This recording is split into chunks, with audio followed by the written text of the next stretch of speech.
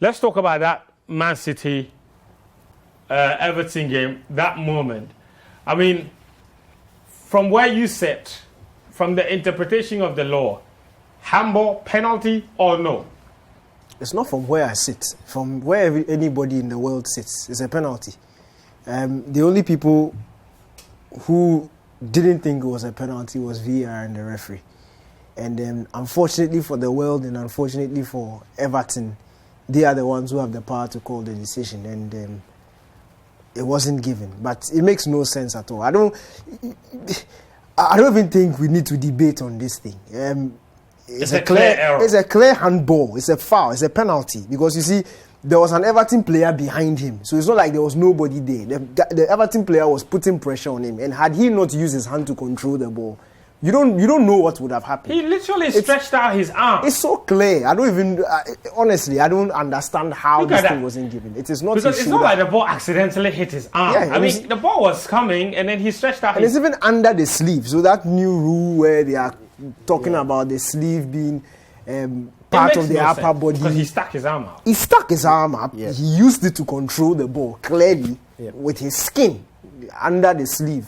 Touched the hand clearly. And somehow the Reece James penalty incident. This was even clearer than the Reece James penalty incident. I don't know how on earth this wasn't... Look at where the ball is. I mean, is that something you agree with?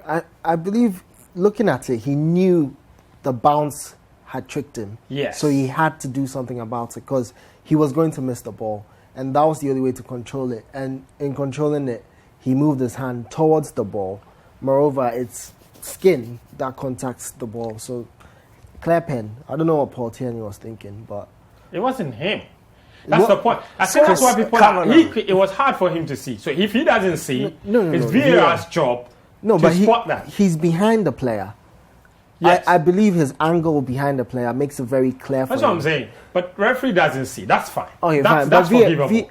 But VAR misses it. That's poor. What shocked? They didn't even give the referee an opportunity to look at it himself. That is very problematic. So it means they've sat down there and they've made up their decision that Manchester City will win this game. That's how I honestly. That's how I choose. That's a stretch. No, it's not a stretch because that's the only sensible reason why you would not even allow the referee to look at this. So what he's trying to tell us is that this is not good enough for the referee to have an opportunity to look. He can make the decision. It's not a clear and obvious error. It's not a foul ball at all. That's what he's saying. Yeah. That is not a handball. So let's move on with the game. Yeah. But we can clearly see the player making a motion to use his hand to control the ball. There's pressure behind him. And that's what I'm saying. You see, if the Everton player, if he didn't use his hand to control the ball, the Everton player would have put pressure on him. And you don't know what would have happened at the end of the day. So it's Chris Kavanagh who has programmed in his head that once who is on the VAR duty, once Foden has scored and it's 1-0, this game is ending 1-0 and Manchester City are getting 3 points in this game.